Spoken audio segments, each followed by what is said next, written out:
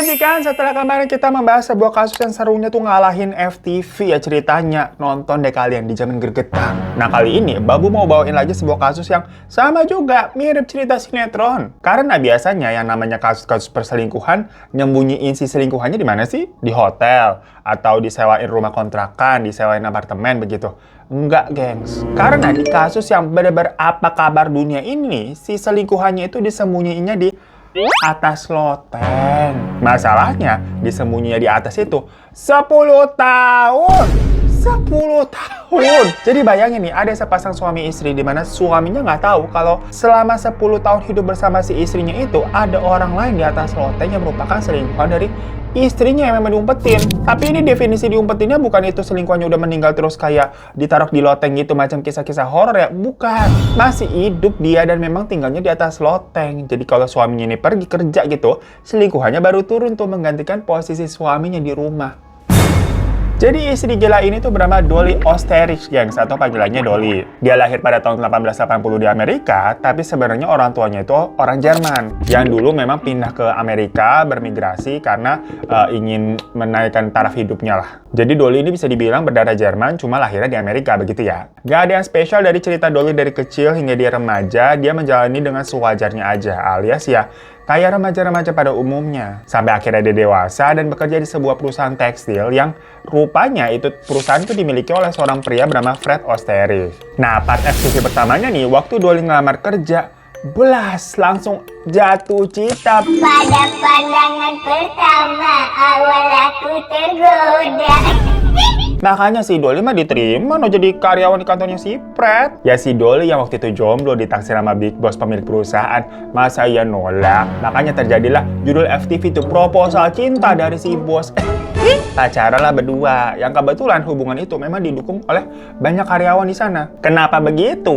Perkara si Fred ini tuh orangnya cukup kaku, dia juga pendiam dan introvert, yang terkadang nggak bisa baca moodnya si Fred nih para karyawannya. Ini bosnya lagi bagus atau enggak, terus maunya dia apa sih sebenarnya? Ujung-ujungnya semua yang dikerjakan sama karyawannya selalu dianggap salah, karena si Frednya sendiri ini nggak bisa ngasih tahu dengan benar ya. Intinya mah komunikasinya jelek. Sedangkan kalau Dolly itu adalah wanita yang enak gitu diajak curhat. Makanya semenjak Dolly pacaran sama Fred, para karyawan di sana tuh kalau mau ngomong sesuatu atau mengutarakan pendapat mereka, ya lewat si Dolly, nanti disampaikan ke Fred begitu. Dan semenjak itu memang si Fred ini jadi good mood terus, gengs. Gak marah-marahin karyawan gitu karena dirasa apa salah mulu gitu dalam bekerja. Enggak. Lagi-lagi intinya komunikasi antara bos sama pegawai jadi lebih baik dengan adanya Dolly sebagai jembatannya. Lanjut lagi ya, karena mereka berdua merasa cocok, ya kawin lah udah. Makanya kan namanya si Dolly jadi Dolly Osterich. Hingga akhirnya Dolly juga melahirkan anak laki-laki yang mereka beri nama Raymond. Namun sayangnya, dari awal sudah dibilang memang kata dokter baby Raymond ini tuh kondisinya lemah. Ya bener aja, nggak lama setelahnya baby Raymond meninggal, gengs. Karena ya bisa dibilang tapi sakit ya atau kondisi fisiknya. Dan hal itu membuat Dolly sama Fred sangat berduka hingga menyalahkan banyak hal, yang menyalahkan Tuhan, keadaan, dan lainnya. Gimana sih abisnya namanya juga kehilangan anak pertama pastinya bener-bener membuat mereka terpukul ya. Dan di masa-masa galau itu, Fred jadi suka pergi minum-minum tuh setelah pulang kerja. Dan sebaliknya, kalau di kantor, dia gila kerja gitu, nggak inget apa-apa. Yang mana semuanya dilakukan untuk pengalihan karena hatinya nih masih merasa kehilangan anak. Sedangkan si Dolly, yang nggak usah ditanya, sedihnya sama sebagai ibu kehilangan anak. Tapi di tengah situasi seperti itu, dia juga merasa kehilangan suaminya sendiri. Padahal kan di waktu-waktu itu mungkin dia butuh support satu sama lain ya. Namun di sisi lain, si Dolly ini juga merasa sepertinya Fred itu kecewa sama dirinya. Yang mungkin dianggap nggak becus dalam merawat anak hingga meninggal gitu ya. Pokoknya ada pemikiran-pemikiran di mana Dolly ini seperti memang menganggap Fred ini sangat berubah sikapnya. Salah satunya nih misalkan habis jam pulang kantor, bukannya pulang gitu kan, malah ngelayap minum-minum seperti memang ingin menghindari bertemu Dolly di rumah. Kalau kalian pernah nonton drakor Queen of Tears, ini ceritanya mirip-mirip begini nih. Nah, karena nggak ada komunikasi yang baik antara satu sama lain, jadi masing-masing berpikiran dengan pikirannya sendiri gitu ya, membawa ke asumsi-asumsi negatif. Dan basicnya tadi udah dibilang kan, kalau skill komunikasinya Fred memang jelek, nggak bagus. Jadi ya, Dolly ini sampai berprasangka kalau Fred itu membenci dia setelah anak mereka meninggal. Keadaan tersebut berlangsung lama, gengs, yang membuat hubungan rumah tangganya tuh jadi dingin. Makanya Dolly ini merasa tidak mendapatkan kasih sayang dari suaminya itu lagi. Lama-lama mulai muncul dah keinginan untuk pelarian agar dia kembali mendapatkan kehangatan. Yaitu cari laki-laki lain buat selingkuhan biar dia bisa merasakan Cintai aku lagi Seperti waktu itu tak dapat menghindari, hati selalu merindu. Tahu nggak lagunya? Yang nyanyi itu Sania Santai itu. Kenapa santai? Karena dulu emang judul lagu yang hitsnya tuh Santai. Santai saja, masih banyak waktu tersisa. Mau ngomongin Dolly apa mau ngomongin Sania nih, jadinya emosi kita, tapi Santai saja. ya udah pokoknya semenjak itu ya si Dolly jadi cewek-cewek gatel. Dia haus akan belayan lelaki, gengs. Awalnya sih selingkuhnya lebih kayak ke jajan-jajan semalam 2 malam gitu, bukan apa disimpan. Karena tadi cuma rindu-rindu kehangatan sesaat istilahnya. Sementara si Fred benar-benar nggak tahu sama kelakuan istrinya karena dia sibuk kerja dan membuat bisnisnya semakin besar. Ya dengan kata lain memang dia nggak memperhatikan Dolly sih ya. By the way si Dolly nih abis nikah sama si Fred itu memang langsung jadi nyonya. Maksudnya ya di rumah aja nggak kerja, nggak ngantor lagi. Singkat cerita 8 tahun setelah kematian anak mereka tadi, bisnisnya Fred nih udah makin menggurita sampai punya pabrik besar di Los Angeles di LA. Untuk itu, Fred memutuskan untuk pindah ke LA dengan yang nggak bawa Dolly juga pastinya sebagai istri. Cuma ya itu, hubungan pernikahan mereka tuh macam Saya kurang garam, kurang enak, kurang sedap. Untuk itu Dolly goyang. lu enak banget kita nyanyi mulu ya. Nggak apa-apa biar semangat ya Babu ya. Nah, kenapa kita pakai mulu?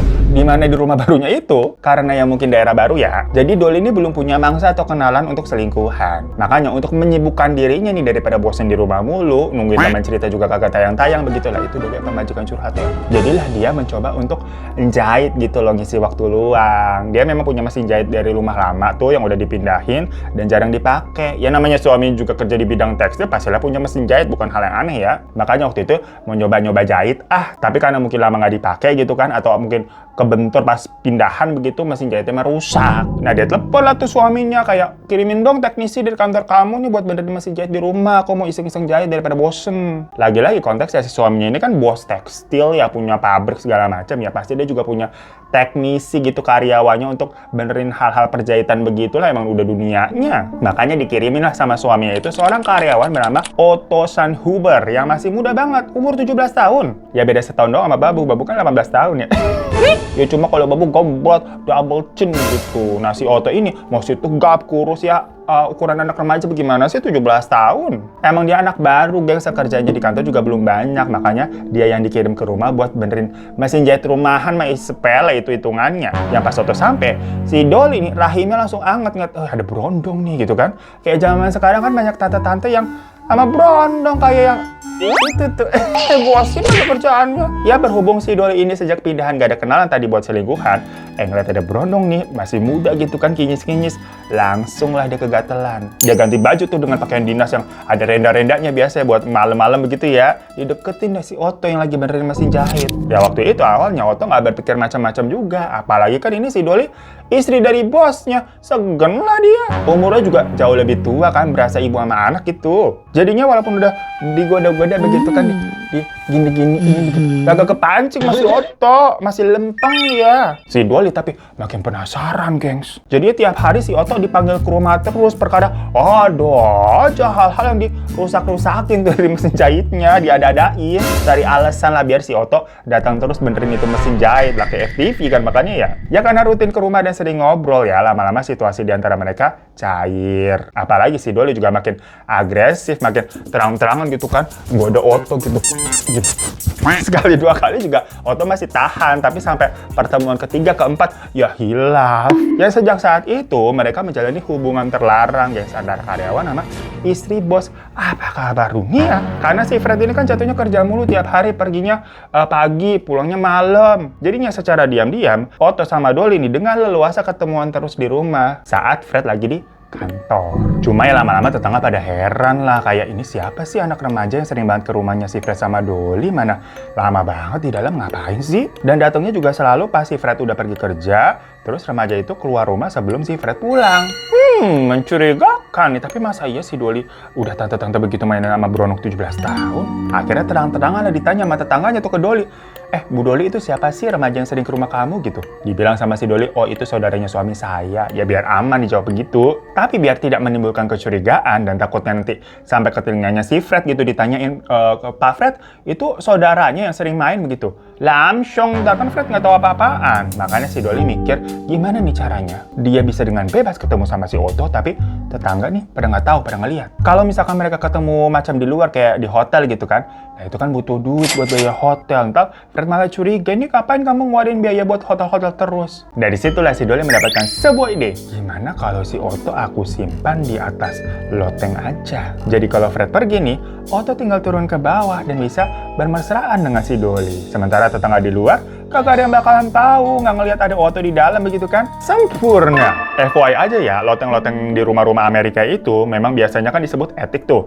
Itu bukan hal aneh sebenarnya kalau misalkan ada orang tinggal di etik. Karena memang kebanyakan loteng di sana dijadiin kamar ataupun gudang. Pokoknya difungsikan lah. Macam film Home Alone, si Kevin itu kan tidurnya di loteng ya, di etik. Rumah-rumah sekarang banyak kok yang menjadikan loteng juga sebagai ruangan. Jatuhnya pokoknya kan pemanfaatan ruang. Nah, waktu awalnya si Doli menawarkan hal itu, Otto mah kagak mau. Karena gimana pun juga ya, hal itu aneh lah tinggal di loteng, tapi konteksnya bukan sekedar tinggal doang, melainkan kan disimpan. Dan si pemilik rumah tuh yang merupakan bosnya sendiri, Fred, kagak tahu tentang hal ini. Namun di sisi lain, si Otto yang masih bocil, bisa dibilang kan remaja kinyis-kinyis ya, yang awalnya memang polos, udah kepincut lah dia sama goyangannya Tante Doli, begitu yang lebih berpengalaman. Jadi ujung-ujungnya memang si Doli ini macam kayak bisa nyetir si Otto. Ya udah, Otto pun dari situ mau deh masuk ke dalam permainan gilanya si Doli.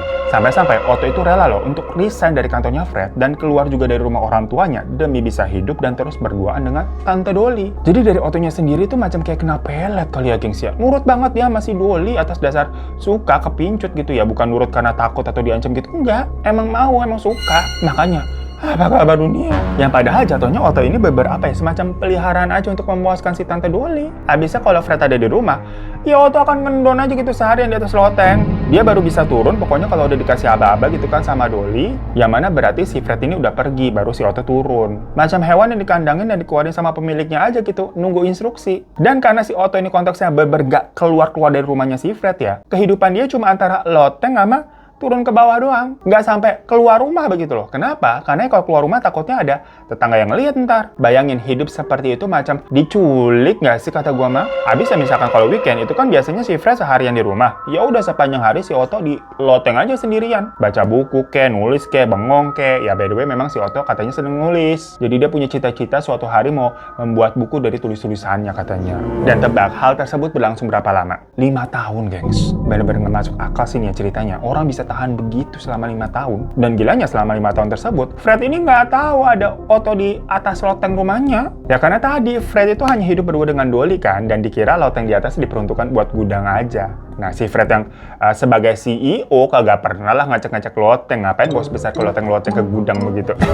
Makanya ini memang menjadi sebuah cerita yang cukup unik dan aneh, tapi dengan ending yang nantinya tragis. 5 tahun udah berjalan nih, di tahun 1918, si Fred ceritanya pengen pindah rumah lagi ke yang lebih bagus. Ya karena mau upgrade lah, usahanya kan semakin sukses, jadi pengen rumahnya lebih sultan gitu, biar image-nya berbos. Otomatis rumah yang ditempatinya selama 5 tahun tadi, ya dijual. Nah si Doli bingung nih, gimana caranya dia bisa tetap membawa Otto ke rumah barunya dan semuanya bisa berjalan lancar seperti sebelumnya, seperti 5 tahun ke belakang. Makanya pas lagi nyari-nyari rumah baru, si Doli ikutan milih mau rumah yang mana. Sekaligus dia juga yang menentukan gitu loh. Alasannya ya dia kan akan tinggal di situ juga dan lebih banyak menghabiskan waktu di dalam rumah ketimbang si Fred. Ya si Fred oke-oke aja karena alasan tersebut dinilai sangat wajar lah seorang istri ikut campur dalam memilih rumah dan menentukan mau yang mana gitu kan. Karena memang harusnya begitu. Tapi bagi Doli yang sebenarnya, kriteria rumah yang pengen dia miliki itu pastinya punya loteng yang bagus untuk menyimpan si Otto. Kalau nggak ada lotengnya, mau disimpan di mana? Akhirnya dapat nih sebuah rumah yang memang dinilai cocok lah. Dan sewaktu lagi proses pindahan,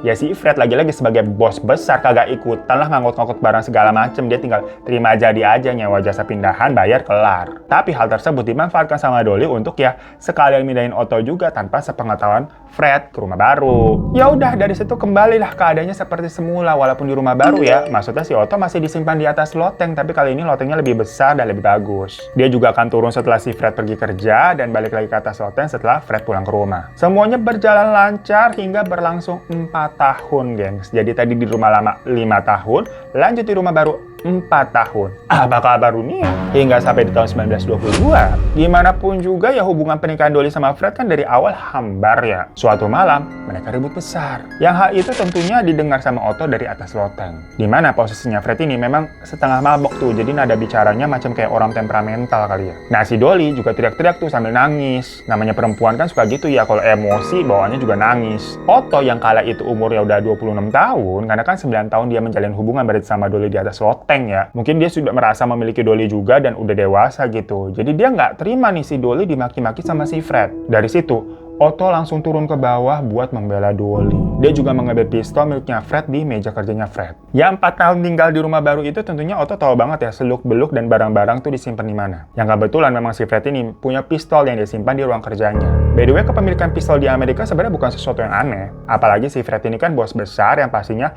merasa harus punya senjata tersebut untuk melindungi dirinya kali ya. Pokoknya abis si Otto ngambil pistol tadi, dia langsung masuk ke kamarnya Fred dan nodongin pistol tuh ke si Fred. Ya Fred kaget lah. Lo kok Toto ada si Otto setelah 9 tahun gak ketemu? Adek apa lu di mari Toto nodongin senjata? Sementara si Dolly juga kaget kayak, lo kok lu turun tanpa gue suruh? Tapi di situ Otto yang mungkin udah muak menjadi bayang-bayang di rumah itu ya, dia ingin menjadi satu-satunya untuk Dolly, ditembaklah itu Fred sebanyak 3 kali sampai meninggal. Tapi abis itu dia baru kayak tersadar dan panik sendiri melihat Fred yang terkapar dan berdarah. Nah di part ini Dolly langsung mengambil langkah dengan berusaha menenangkan Otto. Kayak udah tenang-tenang, semuanya dulu kejadian. Yang jelas kita sekarang harus cari cara untuk membereskan semua ini, kata si Dolly. Di situ Dolly mikir, suara tadi tuh tembakannya kan 3 kali nih. Yang pastinya kedengeran sama tetangga-tetangga lain. Ya perkara sekali aja udah cukup keras, ini lagi 3 kali. Nah makanya si Otto nih punya ide untuk membuat skenario ala-ala. Dimana dia langsung mengikat Dolly dan memasukkan Dolly ke dalam lemari terus dikunci nama dia tuh dari luar. Habis itu Otto mengambil jam tangan yang lagi dipakai sama Fred. Yang mana ternyata semua itu dilakukan untuk membuat adegan nih seolah-olah di rumah tersebut ada perampokan. Dimana si perampoknya menghabisi Fred,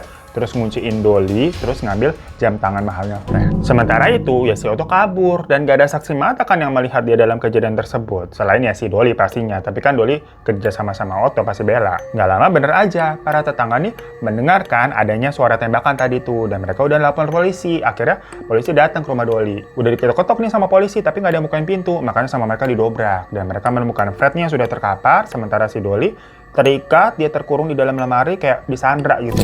Dan si Otto kembali ke atas loteng, gengs, dimana polisi nggak ngecek sampai ke sana-sana karena si Dolly bilang pelakunya seperti udah kabur pak, udah pasti keluar. Dan saat ditanya-tanya, ya si Dolly acting dengan bilang kalau ada perampokan, dimana perampoknya itu nembak si Fred dan ngambil beberapa barang berharga termasuk jam tangan mahal yang dipakai sama Fred. Terus si Dolly dikunciin di dalam lemari. Yang waktu itu ya polisi sangat kesulitan nyari pelakunya karena di tahun segitu kan belum ada CCTV. Dan si Dolly juga memberikan ciri-ciri yang pastinya jauh berbeda dengan mukanya si Otto. Jadi ya polisi nggak bakalan nemu orang itu ilustrasi bayangan yang disebutin Dolly. Dan keterangan Dolly pun juga sangat terdengar meyakinkan ya. Apalagi memang posisinya pada saat ditemukan kan dia terikat di dalam lemari gitu kan, dikunciin juga dari luar. Nggak mungkin berarti si Dolly pelakunya. Dikata dia bisa sulap apa ngunciin diri di luar terus ngikat sendiri. Makanya semenjak itu si Dolly resmi statusnya menjadi Jaya, janda kaya raya.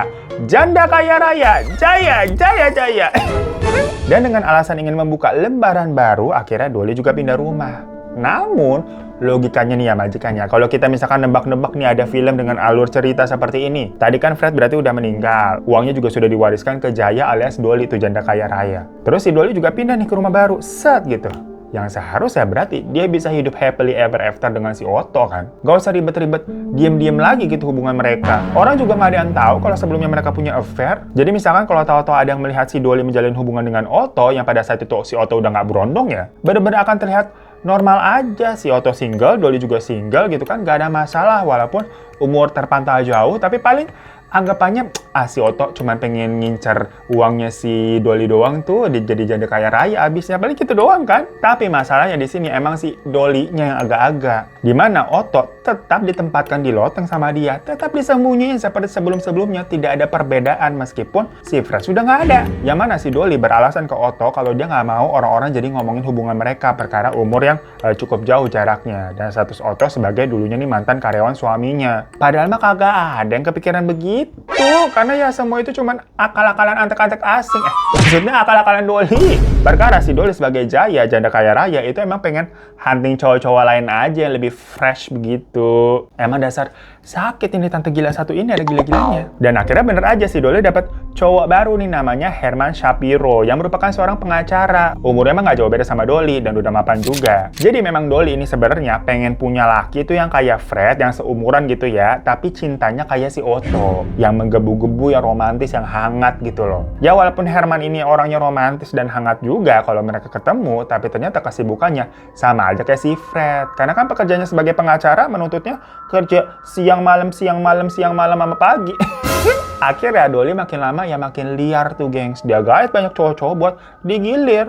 Kalau hari ini Herman kagak bisa, ya sama Otto. Tapi kalau dia bosan sama Otto, ya cari laki lain lagi. Sampai ada pria baru nih, namanya Roy Clamp. Cuma di sini Dolly nih kalau berhubungan, diam-diam ya, maksudnya ya antara Herman sama Otto sama si Roy sama-sama nggak tahu. Emang player kakap si Dolly ini. Nah, suatu hari si Dolly meminta Roy untuk membuang pistol yang pernah digunakan sama si Otto tuh waktu nembak Fred. Nggak paham juga kenapa waktu itu si Dolly nggak buang sendiri, atau ya itu pistol diumpetin aja di rumah. Toh nggak ada yang mencurigai. Atau mungkin ya memang ini cara Tuhan untuk mengungkapkan kebenaran kali ya.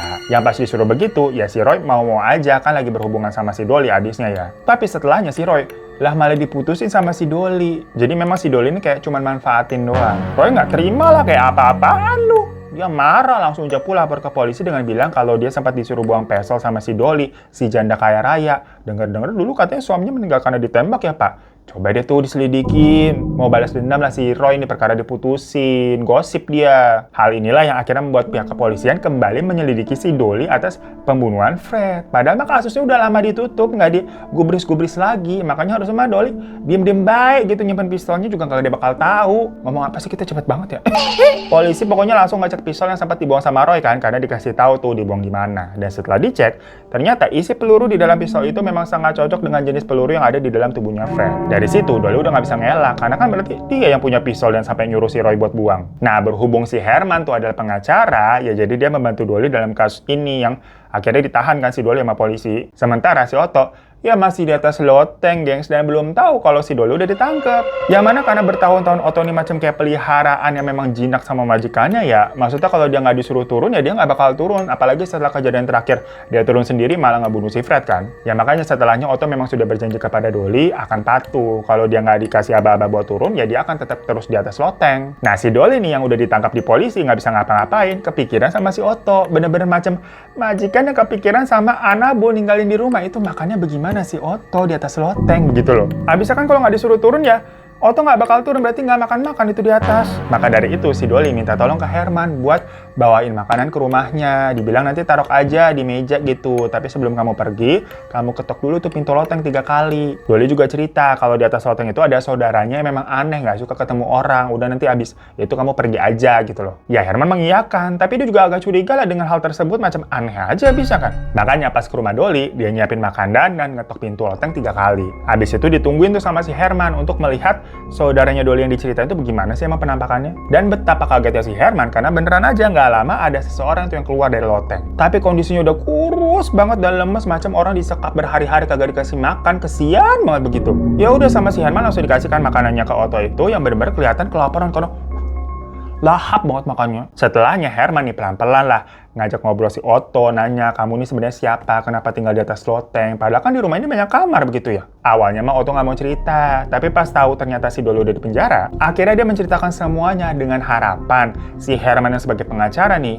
itu juga bisa membelanya kalau si Otto nih nanti dicepuin sama si Dolly. Tapi si Herman yang akhirnya tahu kalau ternyata si Otto adalah simpanannya Dolly, apalagi disimpan di loteng begitu kan selama 10 tahun, kayak ini aneh banget. Dia marah lah dan langsung mengusir si Otto dari rumah. Dan di situ Otto juga merasa takut ya, karena kan takut ditangkap kayak Dolly, dijeblosin ke penjara gitu perkara dia nembak Fred. Makanya Otto nih sampai pergi dan kabur ke Kanada, gengs. Jadi buron dia. Sedangkan Dolly ya terus menjalani kasusnya tersebut, di mana dia tetap didampingi sama si Herman terus. Dan berhubung yang nembak sebenarnya adalah si Otto ya, jadinya si Dolly jatuhnya kayak hanya dianggap membantu tutup mulut aja. Dan dia hanya dikenakan denda gitu kan, disuruh bayar uang, yang mana itu nggak masalah karena dia adalah Jaya, janda kaya raya, tapi nggak ditahan, gengs, alias ya udah Dolly bebas. Dan setelah bebas, karena telah diselamatkan sama si Herman jatuhnya ya, akhirnya Dolly sama Herman menikah. Tapi ternyata tabiatnya si Dolly yang emang suka selingkuh kagak bisa hilang. Karena setelah 7 tahun menikah, Herman akhirnya menceraikan si Dolly karena merasa nggak sanggup dengan kelakuan binalnya itu. Tapi cerita FTV-nya belum sampai di sini, gengs, karena ini nih part yang bener apa kabar dunia. Di Kanada, si Otto itu ternyata ganti nama, gengs, jadi Walter Klein, biar nggak bisa ditemuin kan buron.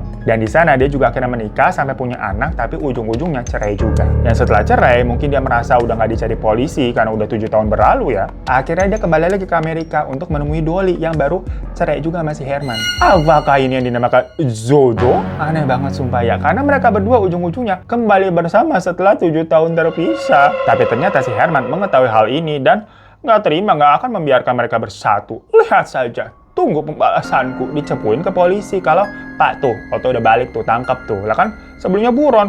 Ya udah ditangkap. Di dalam persidangan Otto mengaku bahwa dia ini diperbudak oleh si Dolly hingga mau menembak Fred. Jadinya si Dolly yang awalnya bisa bebas tuh diusut lagi dan dikenai pasal atas tuduhan perbudakan, telah nyimpen orang ini selama bertahun-tahun. Jadi kemana-mana tuntutannya tuh. Ya akhirnya Dolly dan Otto dijebloskan ke dalam penjara. Si Otto karena pembunuhan dan si Dolly karena perbudakan.